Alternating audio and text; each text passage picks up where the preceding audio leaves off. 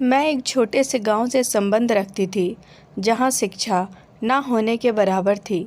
लोग अब भी पुराने ज़माने में जी रहे थे। परंपराओं के नाम पर यहाँ के लोग अब भी जाहिलपन का सबूत दे रहे थे, और मैं भी ऐसे ही एक पुरानी परंपरा की भेंट चढ़ चुकी थी। मैं सिर्फ 11 साल की थी जब मेरे बाबा ने मुझे लाल रंग का जोड़ा ला कर दिया। कहने लगे, गंगा, इसे पहन ले।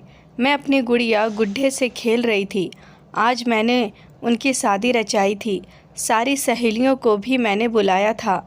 मैंने कहा, बाबा, यह तुम मेरे लिए लाए हो ना, ताकि मैं अपनी गुड़ियों की शादी में पहन सकूं। मैं उसे लाल सुंदर जोड़े को अपने साथ लगाए सामने लगे सिंगार मेज के पास जाकर देखते हुए कहने लगी, बाबा कहने लगे कि तू इतनी बड़ी हो गई है, अब तेरी उम्र नहीं है गुड्डे गुड़ियों से खेलने की। बाबा ने मुझे गुस्से से डांट दिया और बेड पर रखे मेरे गुड़ियों और गुड्डों को पकड़कर कहने लगे, चल अब जोड़ा पहन के तैयार हो जा, रात को बहुत सारे मेहमान आने वाले हैं। बाबा यह कहकर मेरी गुड़ियाँ और गुड्डा बाहर ले गए। उस वक्त तो मैं उस लाल जोड़े को देखने में ही मगन हो गई थी। बहुत ही खूबसूरत सा जोड़ा था। सोच रही थी कि आज बाबा को ना जाने क्या हुआ है। मैं सिर्फ 4 साल की थी जब मेरी माँ का देहांत हो गया था। मैं अपने बाबा की इकलौती औलाद थी। मेरी माँ बीमार रहने लगी थी।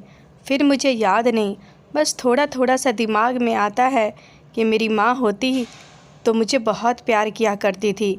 उसके बाद तो मैं पड़ोसियों के रहम कर्म पर ही पली बड़ी थी। फिर मैंने वह जोड़ा पहन लिया। बाबा ने उसके साथ लाल रंग का परांदा भी ला कर दिया था और लाल रंग की चूड़ियाँ दी थी। लाल रंग के गोटे लगी बड़ी सी चुन्नी भी थी। खूबसूरत घुंघरू वाली जूतियाँ भी थी। मैं सब कुछ पहनकर बड़ी प्यारी लग रही थी। जब पड़ोस की मासी घर पर आ गई, मुझे उस जोड़े में खुश देखकर कहने लगी, गंगा की बच्ची, क्या तेरी अकल मारी गई है? इतनी खुश क्यों है? मैंने कहा, मासी देखो तो सही, बाबा ने मेरे लिए कितना खूबसूरत जोड़ा लाए हैं, और देखो इसका परांदा मोतियों से भरा हुआ है। वह कहने लगी, हाँ, क्योंकि आज तेरी शादी जो है। यह सुनकर मैं हंसने लगी। मैंने कहा, क्या वाकई आज मेरी शादी है? वैसे वाली ही जैसी मैं अपने गुड्डो गुड़ियों की करती हूँ? मासी कहने लगी, हाँ हाँ वैसे ही। फिर सिंगार मेज के पास मुझे ले जाकर बैठा दिया। मेरे मुंह पर मेकअप भी कर दिया। मैं अब और भी प्यारी लगने लगी थी। मैं तो बस 11 साल की थी, लेकिन थी बहुत खूबसूरत, बिल्कुल जापानी गुड़ियों जैसी। मेरी गुलाबी सफ़ेद रंगत, बड़े बड़े ब्राउन बाल और ब्राउन कांच जैसी आँखें। बिना सिंगार के भी मैं अपने हुस्न को सामने वाले को हैरत कर देती थी। लेकिन आज तो मुझे ख़ास तौर पर तैयार किया गया था, क्योंकि मेरी शादी थी, बिल्कुल वैसे ही जैसी मैं अपने गुड्डे गुड़ियों की करती थी। जिस उम्र में मैं थी, मुझे बस शादी शब्द ही पता था।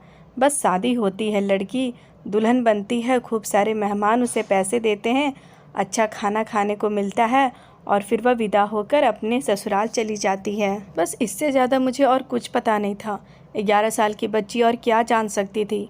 शाम के बाद ही मेरी बारात भी आ चुकी थी, लेकिन वह बारात सिर्फ कुछ ही लोगों की थी। मैंने अपनी पड़ोस वाली मासी से कहा, मासी, मेरा गुड्डा भी साथ आया है। मासी कहने लगी, चुपचाप बैठ जा, अभी कुछ देर में पंडित जी आएंगे और जैसा जैसा वह कहेंगे वैसे वैसे करती जाना। मैंने कहा, अच्छा ठीक है, जैसा पंडित जी कहेंगे वैसा ही मैं करूँगी। और फिर थोड़ी देर में ही पंडित जी आ गए थे। वह जैसा जैसा कहते गए मैं वैसा वैसा करती गई। जब मैंने अपने दूल्हे के गले में वरमाला डालनी थी तो मेरे हाथ उसके गले तक नहीं पहुंच रहे थे। काफ़ी हट्टा कट्टा मजबूत मर्द था। तब मेरे पापा ने ही मुझे गोद में उठाकर उसके गले में वरमाला डलवाई थी। पंडित जी भी हैरान थे, यह सब कुछ देख रहे थे। मेरे बाबा अपनी शर्मिंदगी मिटाने के लिए कहने लगे, पंडित जी, बच्ची है, उसके हाथ दुल्हा के गले तक नहीं पहुंच रहे, इसलिए गोद में उठाकर वरमाला डलवाई है। आप अपना काम जारी रखें। पंडित जी हैरत से यह सब कुछ देख रहे थे। कहने लगे, वैसे आप यह बहुत ही गलत कर रहे हैं। इतनी सी छोटी सी बच्ची की शादी कर रहे हैं। कम से कम जब तक यह 18 साल की नहीं हो जाती तब तक इसकी शादी नहीं करनी चाहिए थी।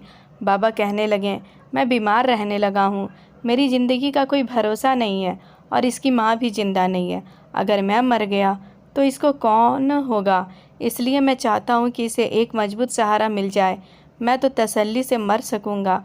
फिर बाबा ने थोड़ा गुस्सा दिखाते हुए कहा, पंडित जी, और आप अपने काम से काम रखें। आपको इस काम के लिए पैसे दिए गए हैं, आप अपना काम करें। पंडित जी ने कहा, ठीक है। फिर उन्होंने मेरी शादी संपन्न कराई और फिर बाहर चले गए। कुछ ही देर में मेरी पड़ोसन की मासी ने मुझे शादी वाला खाना भी प्लेट भर कर ला कर रख दिया था। मैंने खूब पेट भर कर खाना खाया था। जब मैं बाहर निकली तो बाहर आदमियों की खूब भीड़मान थी और पड़ोस की भी कुछ औरतें आई हुई थी। मुझे हैरत से देखे जा रही थी। पड़ोस वाली मासी ने मुझे एक आदमी के साथ लाकर बैठा दिया गया। यह वही आदमी था जिसके गले में मेरे पापा ने गोद में लेकर मुझे वरमाला डलवाई थी। मुझे तो लग रहा था कि मेरा गुड्डा कोई और होगा। भला इस आदमी से मेरी शादी कैसे हो सकती थी? मैं अपने दिमाग में सोच दौड़ा रही थी कि जैसे मेरे बाबा ने मुझे गोद में उठाकर वरमाला डलवाई थी, ठीक उसी तरह मेरा होने वाला गुड्डा भी मेरी तरह ही छोटा होगा। उसे भी शादी की रस्में पूरी करना नहीं आता होगा और उसके बाबा ने भी उसकी जगह खुद अपने गले में वरमाला पहन ली होगी। मैं आंगन में इधर उधर नज़र दौड़ा रही थी और अपने ही उम्र के अपने गुड्डे को ढूंढ रही थी। जब मुझे कहीं भी मेरा गुड्डा नज़र ना आया, मैं अपने पास बैठे उसी आदमी से कहा, अंकल, आज मेरी शादी हुई है लेकिन मेरा गुड्डा तो कहीं नहीं है। मुझे नज़र नहीं आ रहा मेरा गुड्डा किधर है जिसे मेरी शादी हुई है। मेरी बात पर वह बड़े गुस्से से जवाब देने लगा। कहने लगा, चुप करके बैठो, अंकल होगा तेरा बाप। उसके गुस्से से कहने पर मैं बहुत ज़्यादा डर गई और चुपचाप बैठ गई। कुछ ही देर बाद उसके साथ मैं अपने पाप की दहलीज पार करके जा चुकी थी। बाहर एक ऑटो खड़ा था जिसकी पिछली सीट पर उसने मुझे बिठाया और मेरे बराबर में बैठ गया। अब मेरा दिल ज़ोर ज़ोर से धड़कने लगा था। हालांकि मैं जानती थी कि मैं कल अपने बाबा के घर वापस आ जाऊंगी। मेरी गुड़ियों की शादी तो ऐसे ही होती थी। मैं उनकी शादी करती थी और अगले ही दिन मेरी सहेली मेरी गुड़ियाँ मुझे वापस कर जाती थी। कहती थी अगले हफ्ते फिर शादी करेंगे। मैं खुशी खुशी अपनी गुड़ियाँ अपने पास रख लेती थी। उस आदमी ने मेरे पास बैठते ही मेरा हाथ पकड़ लिया। उसके पकड़ में न जाने ऐसा क्या था कि मुझे उलझन होने लगी थी। मैंने उसकी तरफ देखा। उसकी आंखों में मेरे लिए ना जाने क्या था। मेरा शरीर कांपने लगा था। बड़ी अजीबोगरीब सी मुस्कुराहट उसके चेहरे पर फैली हुई थी। मुझे अब उस आदमी से डर लगने लगा था। मैं छोटी सी थी लेकिन वह मुझे बड़ी ही बेकाब नज़रों से देखे जा रहा था, जो मेरे शरीर पर मुझे आर पार होती महसूस हो रही थी। मैंने अपना हाथ छुड़वाना चाहा तो उसने और ज़ोर से दबाया, इतनी ज़ोर से कि मैं चिल्लाने लगी। मैंने कहा, मेरा हाथ छोड़ो, मुझे दर्द हो रहा है। कहने लगा, चुप करके बैठी रहो, मेरा जो जी चाहेगा मैं वो करूँगा, समझी? बहुत ही गुस्से वाला आदमी था। मैं सहम कर बैठी रही। कुछ देर बाद वह टैक्सी एक घर के सामने रुकी थी। उसने टैक्सी ड्राइवर को पैसे दिए और वह बाहर निकल गया। मुझे भी बाहर निकालने के लिए कहने लगा। टैक्सी अब जा चुकी थी। उसने दरवाजे पर दस्तक दी। दरवाज़ा खुला तो सामने एक जवान जहां औरत खड़ी थी। उम्र यही कोई 28-30 की साल की होगी। बड़ी हैरान नज़रों से मुझे और उस आदमी को देखने लगी। वह कहने लगा, पीछे हट, तूने क्या मेरा रास्ता रोक रखा है? यह सुनकर वह पीछे हट गई। उसकी रंगत एकदम सी फीकी पड़ी थी। जैसे ही हम अंदर दाखिल हुए तो कहने लगी, सुरेश, तुझे शर्म नहीं आई? तूने इतनी छोटी बच्ची से शादी कर ली, इसकी उम्र तो देख। वह कहने लगा, बस बस बकवास मत कर। वह बोला, और ज़्यादा बोली तो तेरा मुंह तोड़ दूंगा, तेरी चूटियाँ पकड़ कर घसीट के बाहर निकाल दूंगा। मनहूस औरत आते ही टोक मार दी मुझे और मेरी घरवाली को। यह सुनना था कि सामने कमरे से एक और औरत निकली। सफ़ेद साड़ी पहने रखी थी, सर के बाल भी सफ़ेद हैं। मुझे और उस आदमी को देखकर वह उस पर चिल्लाने लगी। कहने लगी, अरे कमबख्त, यह क्या कर दिया तूने? इतनी सी बच्ची से शादी कर ली, तुझे शर्म नहीं आई? वह कहने लगा, बस कर अम्मा, पाप नहीं किया है, मैंने शादी की है क्योंकि मुझे बारिश चाहिए। इस मनहूस औरत ने तो मेरी उम्र को गला देने को सोच रखा है। पिछले 10 साल से पाल रहा हूँ इसे, लेकिन उसने मुझे अभी तक एक भी बच्चा पैदा करके नहीं दिया है। मुझे भी अपने बुढ़ापे का सहारा चाहिए। वह औरत कहने लगी, कमबख्त, बुढ़ापे के सहारे के लिए तुझे यही कम उम्र बच्ची मिली थी। खुद को देखा और इस बच्ची को देख। वह कहने लगा, अम्मा, इस वक्त मेरा दिमाग ख़राब ना कर समझी। हट पीछे। उसने अपने हाथ से अपनी माँ को पीछे किया। वह बेचारी गिरते गिरते बची थी। उसकी पहली और पत्नी ने फ़ौरन से उस बूढ़ी औरत को पकड़कर सहारा दिया। दोनों औरतें रोई जा रही थी। वह आदमी मेरा हाथ पकड़कर मुझे कमरे में ले गया। मैं तो कुछ समझ नहीं पा रही थी, यह सब क्या हो रहा है। कमरे का दरवाज़ा उसने बंद किया तो मैं तो बिल्कुल दड़ी सहमी खड़ी थी। कहने लगा, जाकर बेड पर बैठ जा। एक तो उन दोनों औरतों ने मेरा पूरा मूड ख़राब करके रख दिया है। मैं बेड पर जाकर बैठ गई, लेकिन मुझे अजीब सा डर महसूस हो रहा था। एक अनजाना सा खौफ था। वह मेरे पास आकर कहने लगा, देख, उन दिनों औरतों ने मेरा दिमाग वैसे ही गर्म करके रखा है, इसलिए मुझे ज़्यादा नखरे मत दिखाना।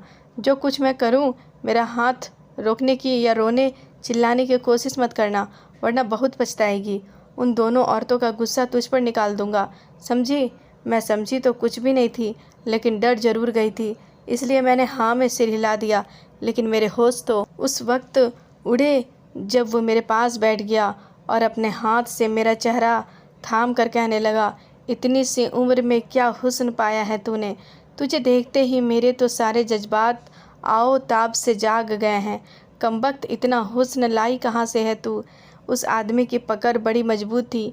मेरे चेहरे पर उसने अपनी उंगलियां फेरना शुरू कर दी। मैं पूरी तरह कांप गई थी। कहने लगा, जो जी चाहता है अपना सारा जुनून तुझ पर उतार कर रख दूं।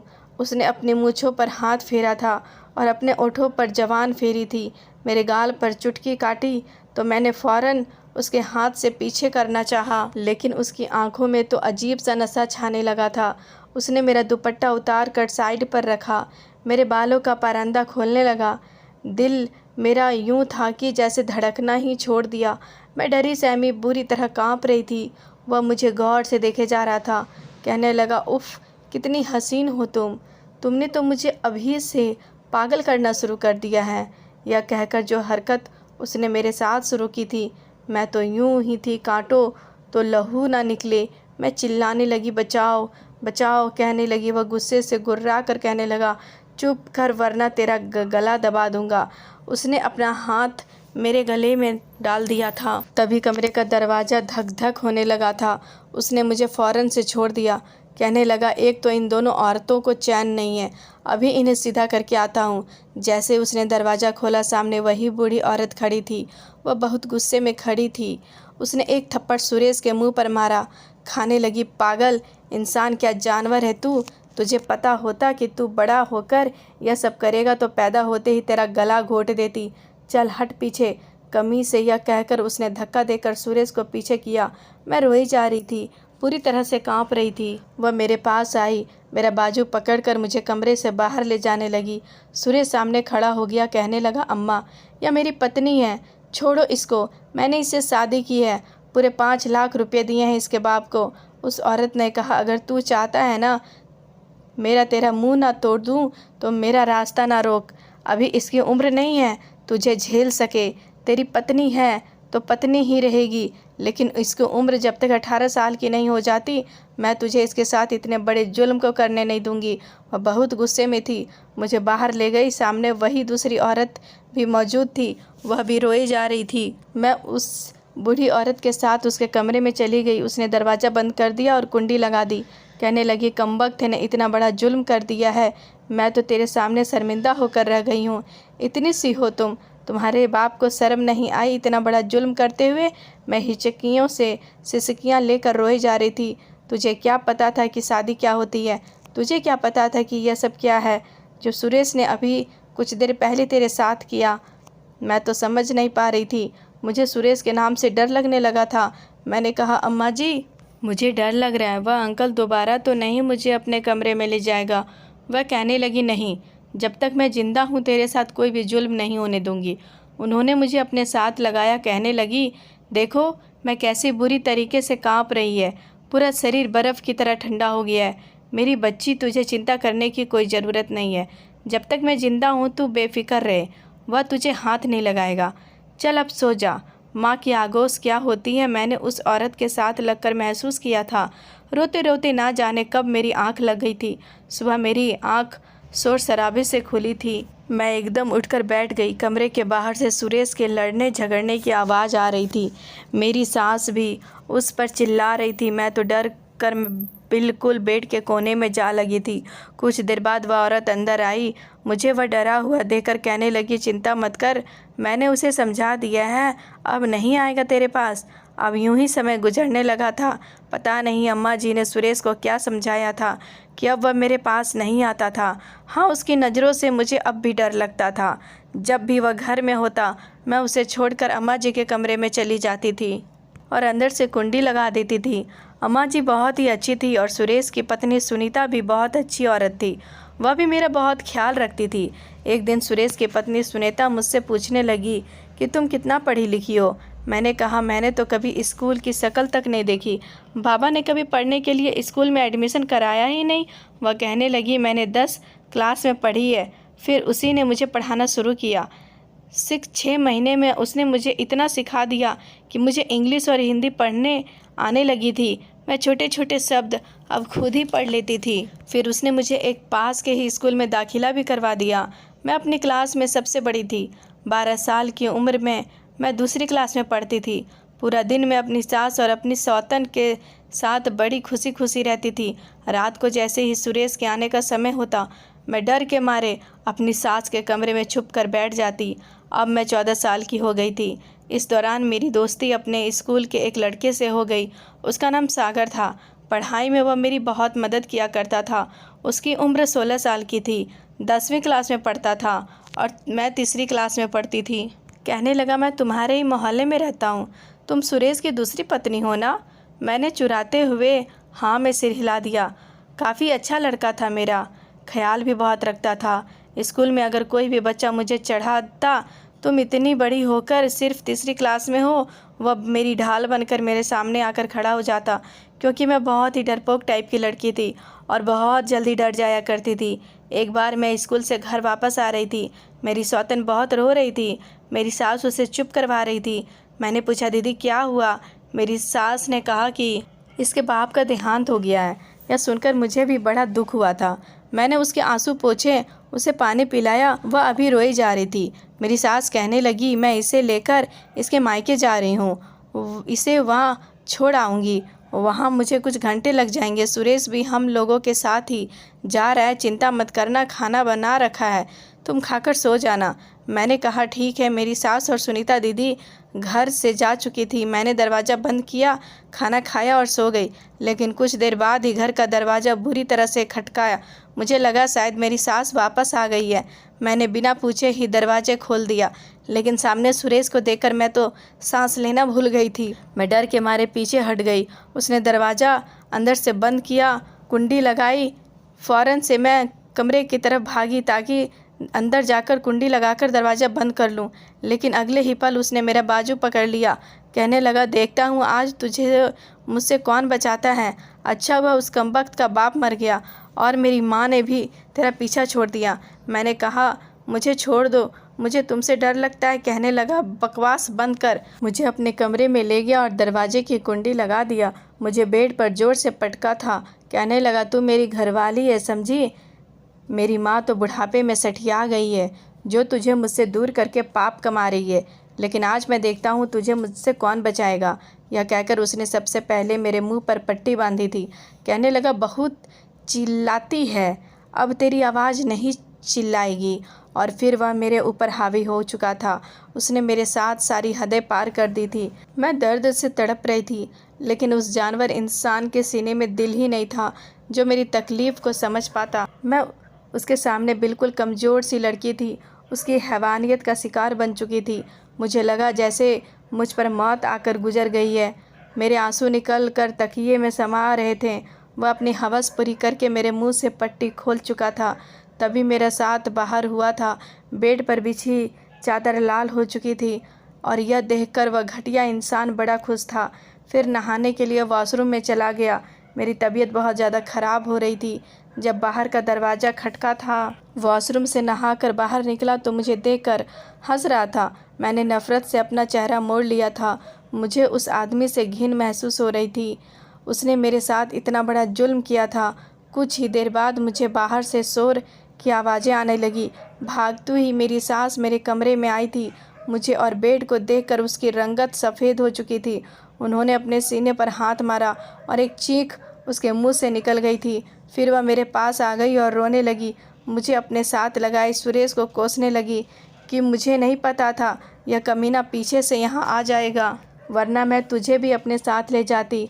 वह मुझसे माफ़ी मांगने लगी कि मैं तुझे उसके जुल्म से बचा नहीं सकी। उसके बाद मेरी सास मेरा बहुत ख्याल रखती थी। कुछ दिन तो मैं स्कूल भी नहीं जा सकी थी, बिस्तर पर पड़ी रहती थी। मेरी सौतन जब वापस आई तो वह भी सुरेश को बुरा भला कहने लगी तू इंसान नहीं जानवर है।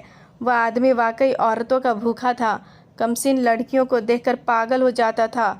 अब सुनीता दीदी और मेरी सास मुझे हल्दी डालकर दूध पिलाने लगी। कुछ दिन बाद मेरी तबीयत थोड़ी संभली थी और मैं स्कूल जाने लगी थी, लेकिन अब चुप चुप ही रहती थी। सागर मुझे बहुत ही बातें करता था।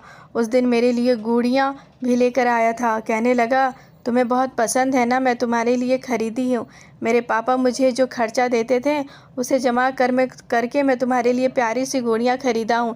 देखो गंगा, यह बिल्कुल तुम्हारी तरह बड़ी ही खूबसूरत है। मैंने वह गुड़ियाँ उससे ली नहीं। अपने आंसू पोंछने लगी। मेरे आंसू देखकर सागर परेशान हो गया था। मेरे पास बैठ गया, मेरे आंसू पोंछने लगा और बोला क्या हुआ गंगा।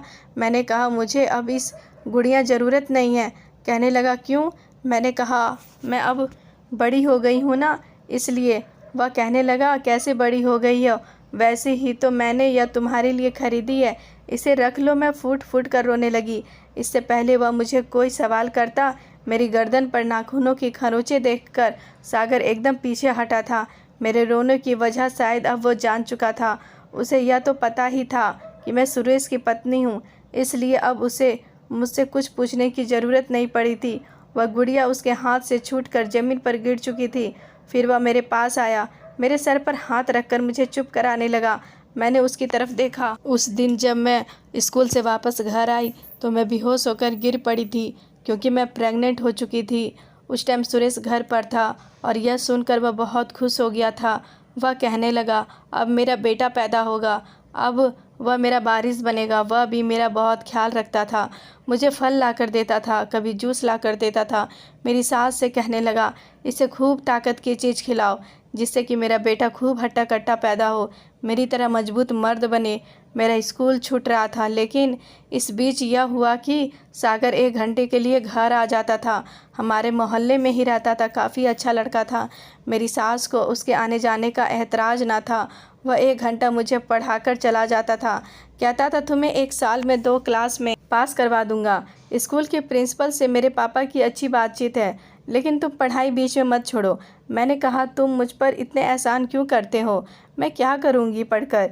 ज़िंदगी तो मेरी सुरेश के साथ ही गुजरनी है, उसी के बच्चा पैदा करने हैं, क्योंकि उसे औलाद चाहिए। ऐसी बातें शायद 14 साल की उम्र में लड़कियां नहीं करती होगी, लेकिन 14 साल की उम्र में मैं बहुत बड़ी हो चुकी थी।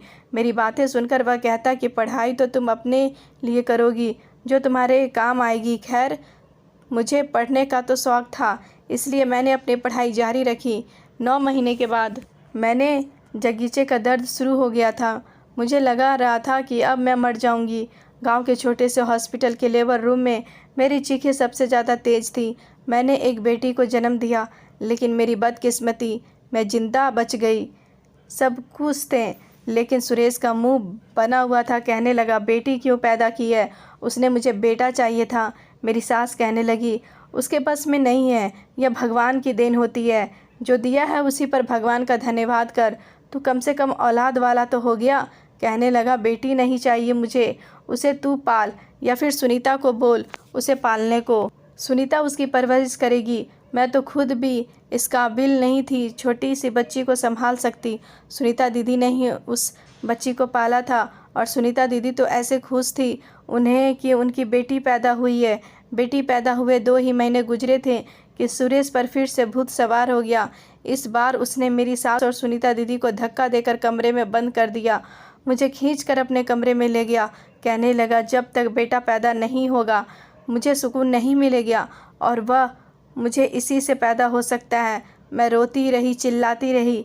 मैं जिस दर्द से गुजरी थी, मैं दोबारा बच्चा पैदा नहीं करना चाहती थी। उस कम उम्र में जो दर्द तकलीफ़ मैंने सहा था। मेरा जी चाहता था कि खुदकुशी करके खुद को ख़त्म कर लूँ। कुछ ही महीने गुजरे थे, मैं फिर से उम्मीद से हो गई थी। इस बार मैंने सारा समय रो रो कर गुजारा था। डॉक्टर कहने लगी, इस लड़की में इतनी ताकत नहीं है कि यह साल भर बच्चा पैदा करे। पहले बच्चे पर ही बड़ी मुश्किल से हमने इसकी जान बचाई थी। लेकिन कुछ इंसान सुरेश जैसे जानवर भी होते हैं जो जाहिर तो होते ही हैं, इंसान होते ही नहीं हैं, लेकिन अंदर से पूरे हैवान होते हैं, दरिंदे होते हैं। उन्हें फ़र्क नहीं पड़ता कि लड़की की उम्र कितनी है और उसके साथ शादी और रिश्ता किस उम्र में बनाना चाहिए, उसके साथ कैसा व्यवहार करना चाहिए। बहुत ही लड़कियों की शायद 16-17 साल में शादी होती होगी, लेकिन पति उनके साथ ऐसा व्यवहार नहीं करते होंगे जैसा सुरेश मेरे साथ करता था। नरमी और प्यार का व्यवहार क्या होता है उसे पता ही नहीं था। लेकिन दूसरी बार मैंने बेटी को ही जन्म दिया। दूसरी बेटी के पैदाइश के बाद डॉक्टर ने साफ मना कर दिया, अब यह बच्चा पैदा नहीं कर सकती, वरना या तो बच्चा बचेगा या फिर यह लड़की बचेगी। मेरी सास ने लेडी डॉक्टर से कहा कि आप इसका ऑपरेशन करके बच्चेदानी का मुंह बंद कर दीजिए और इस लड़की की जान को कुछ भी नहीं होना चाहिए।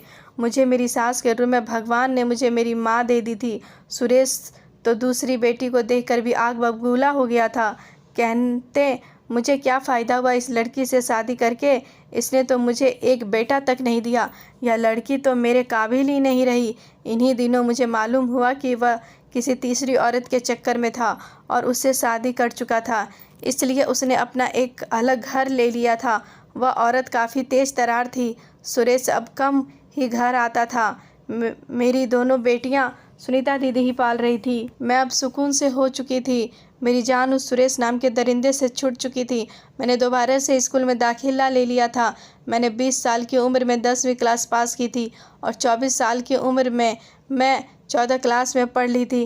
पूरे गांव में मेरी पहली पोजीशन आई थी, इसलिए मुझे सरकार की तरफ से 5 लाख का इनाम मिला था। उन 5 लाख रकम से मैंने कुछ मशीनें खरीदी और घर में एक सिलाई सेंटर भी बना लिया, क्योंकि मेरी सौतन सुनीता दीदी बहुत अच्छी सिलाई जानती थी। कई औरतों को सिलाई पर ही लगा दिया। मेरी बेटियां एक अच्छी स्कूल में पढ़ रही थी, लेकिन मुझे दीदी कहती थी। माँ तो वह मेरी सौतन सुनीता दीदी को कहती थी। जो कपड़े हम बनाते वह सागर शहर की एक दुकानदार को देकर आता, जिसकी अच्छी इनकम हमें आने लगी थी। एक बार सागर मुझसे कहने लगा, तुम सुरेश से तलाक ले लो। मैं हैरन से देखा। मैंने कहा, क्यों? कहने लगा, इसलिए तुम्हें भी जाने का हक है। मैंने कहा, तलाक लेकर मैं कहाँ जाऊंगी और कौन मुझसे शादी करेगा? 2 बेटियां हैं मेरी और मुझे आगे औलाद नहीं हो सकती। अच्छा है उसी के नाम पर बैठी रहूं और ज़िंदगी गुजार दूं। कहने लगा, मैं करूंगा तुमसे शादी।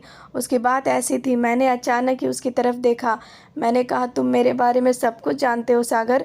तुम अपनी ज़िंदगी क्यों बर्बाद करना चाहते हो? मैं अपनी ज़िंदगी से खुश हूँ। मुझे किसी मर्द की ज़रूरत नहीं है। मैं अच्छा काम कर रही हूँ, घर भी अच्छा चल रहा है। मेरी माँ के रूप में मेरी सास मौजूद है, बड़ी बहन के रूप में सुनीता दीदी है, मेरी बेटियां हैं। मुझे किसी चीज़ की कमी नहीं है। वह कहने लगा, लेकिन मैं खुश नहीं हूँ। मैं बचपन से एक लड़की से मोहब्बत की है, वह तुम हो। मुझे कोई फ़र्क नहीं पड़ता तुम्हारी पहली सी 2 बेटियां हैं।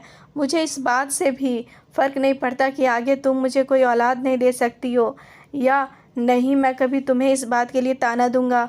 फिर कहने लगा, मर्द सिर्फ सुरेश जैसे ही नहीं होते, तो मुझे एक बार आजमाने की कोशिश करो।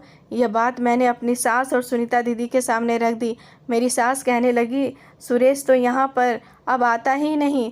तुम जवान हो, तुम्हारी अभी उम्र कितनी है? 25 साल की उम्र तुम्हारी उम्र पाई है। क्यों अपनी ज़िंदगी बर्बाद करना चाहती हो? अगर वह लड़का बाकी तुमसे सच्चा प्यार करता है तो सुरेश से कहकर तलाक मैं दिला दूंगी।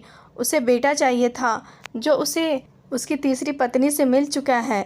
मेरी सास ने सुरेश से मुझे तलाक दिलवा दी और फिर मेरी शादी सागर से करवा दी। मैं चाहती थी मैं अपनी बेटियों को भी साथ ले जाऊं, लेकिन सुनीता दीदी रोने लगी, मेरे सामने हाथ जोड़कर विनती करने लगी, मुझे भी तो जीने का सहारा चाहिए। मैंने कभी यह समझ नहीं सकी यह दोनों बेटियां तुम्हारी है। मैंने इन्हें हमेशा अपनी बेटियों की तरह समझा है और यह भी मुझे अपनी सगी माँ समझती है। मैंने अपनी सुनीता दीदी को ही अपनी दोनों बेटियां दे दी थी। सागर बहुत अच्छा इंसान था, मुझे बहुत मोहब्बत करता था, मेरा ख्याल भी रखता था। उसके माँ बाप शुरू में तो मुझे ठीक तरह से बातचीत नहीं करते थे क्योंकि वह इस शादी से खुश नहीं थे, लेकिन मैंने जी जान से उसकी सेवा की थी। अब वह भी मुझसे प्यार करने लगे। हैरत मुझे उस समय हुई जब 2 साल बाद मैं उम्मीद से हुई, तो मैं सोच नहीं सकी थी यह कैसे हुआ। डॉक्टर कहने लगी कभी कभी ऐसा हो जाता है, बच्चेदानी बंद होने के बाद भी औरत कंसीव कर जाती है। इस बार मैंने बेटे को जन्म दिया था। शायद यह सागर की मोहब्बत थी और वफा का फल था जो भगवान ने उसे दिया था। आज मैं अपने परिवार के साथ एक अच्छी खुशहाल ज़िंदगी गुजार रही हूँ। मेरी आप लोगों से हाथ जोड़कर विनती है, अपनी छोटी और कम उम्र की बच्चियों पर जुल्म ना करें। उन्हें कभी भी छोटी सी उम्र में शादी जैसे बंधन में ना बांधें। दोस्तों, आज की कहानी आपको कैसी लगी कमेंट बॉक्स में ज़रूर बताएं। वीडियो अच्छी लगी हो तो एक लाइक कर दीजिएगा और मेरे चैनल पर अगर आप नए हो तो हमारे चैनल को सब्सक्राइब कर लीजिएगा। कल मिलते हैं एक नई कहानी के साथ।